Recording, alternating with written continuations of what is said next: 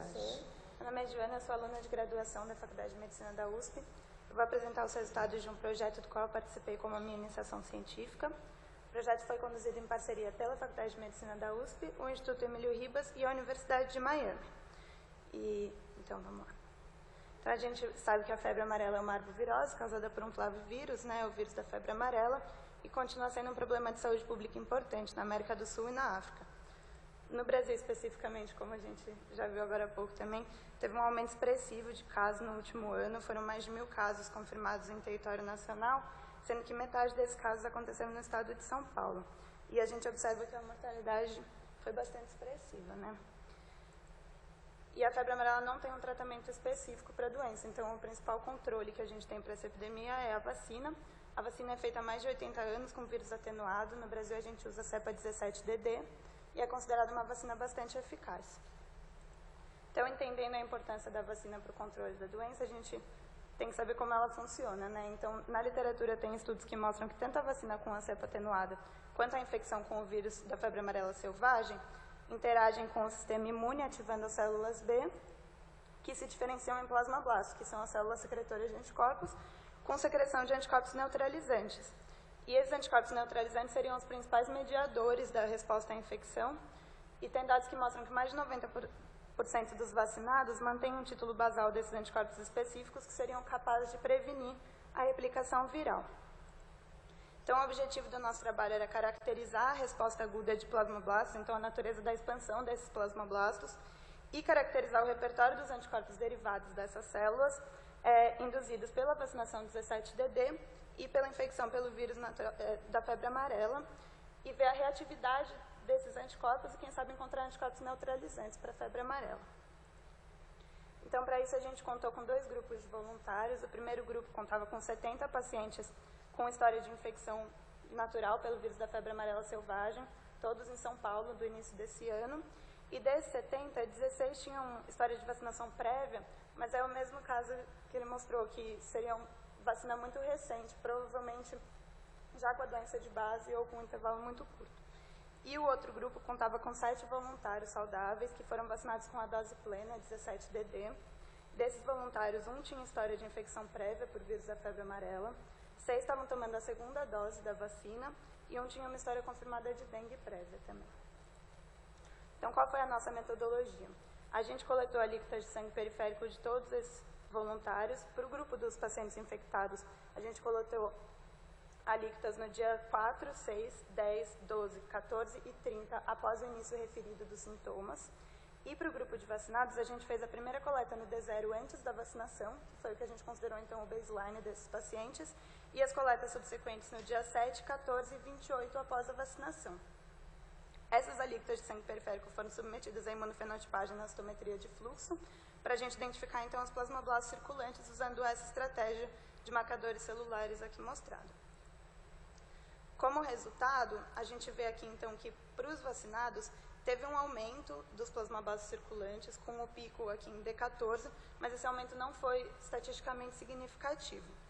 Já para os pacientes infectados, o aumento foi de uma magnitude muito maior, tem significância estatística, e o pico se deu principalmente no D6, após o início referido dos sintomas. Depois esse título vai caindo até que no D30 a gente já observa níveis semelhantes ao controle. Então, depois de ter caracterizado a expansão desses plasmablastos, a gente queria estudar o repertório de anticorpos produzidos por eles. Então, para isso, a gente usou uma estratégia de sorting de células únicas de plasmablastos, usando os mesmos marcadores mostrados anteriormente. Aqui a gente vê que em cada placa dessa, em cada um desses 96 polos, teria, então, um plasmablasto isolado. A partir disso, a gente sintetizou o cDNA e amplificou o material genético correspondente às frações variáveis da cadeia pesada e leve desses anticorpos. E isso foi feito para 2 pacientes vacinados e 5 infectados, e depois a gente fez a análise dessa sequência de DNA, né? Então, a gente conseguiu mais de 300 pares de cadeia leve e pesada para ambos os grupos, e a análise de DNA que a gente fez levou em conta algumas coisas específicas que a gente estava buscando. Uma dessas coisas era se existia alguma família gênica que preponderava nessas sequências, porque a gente tinha dados anteriores de literatura que mostravam anticorpos neutralizantes para outros flavivírus, especificamente para vírus da dengue e da febre do Nilo Ocidental, em que algumas famílias gênicas apareciam mais. E, para nossa surpresa positiva, a gente identificou a mesma família, que seria essa família V3, que está mostrada aqui para a cadeia pesada. Isso mostrava que talvez a gente estivesse no caminho certo para encontrar anticorpos neutralizantes para outro flavivírus, nesse caso o vírus da febre amarela. Outros dados desse repertório de anticorpos que a gente identificou, então, uma alta homologia com a sequência germline, uma média de comprimento CDR3 semelhante para ambos os grupos de vacinados e de infectados, e um alto nível de permutações somáticas nos dois grupos também. Então, a partir disso, para a gente testar a reatividade desses anticorpos, a gente transfectou esses anticorpos em células REC para expressão in vitro e fizemos um teste de binding ELISA para ver a especificidade para o vírus da febre amarela, usando a cepa 17D.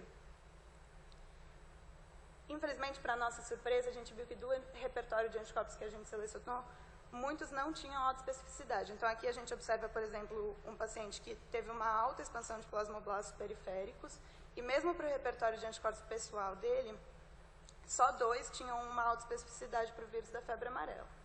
Mesmo assim, a gente deu seguimento com esses anticorpos que tinham autoespecificidade e fizemos um teste de neutralização, usando células Vero e a cepa 17DD, para ver se esses anticorpos conseguiriam neutralizar essa cepa do vírus da febre amarela. Infelizmente, dos anticorpos que a gente testou até agora, nenhum teve alta capacidade neutralizante, como a gente observa aqui. Então, a conclusão que a gente tem até agora do nosso trabalho é que a gente caracterizou com sucesso a expansão dos plasmoblastos e descreveu a genética desses anticorpos durante a infecção e após a vacinação. E apesar de a gente ter isolado os anticorpos, eles tinham uma capacidade de ligação moderada e nenhum foi capaz de neutralizar de fato a cepa 17DD. Então, nossos dados preliminares sugerem que a vacinação com 17DD e a infecção pelo vírus da febre amarela induziriam plasmoblastos com produção de anticorpos de baixa afinidade durante a fase aguda da doença. Queria agradecer as 2 equipes envolvidas no projeto e o suporte financeiro que a gente teve. É isso. Obrigada.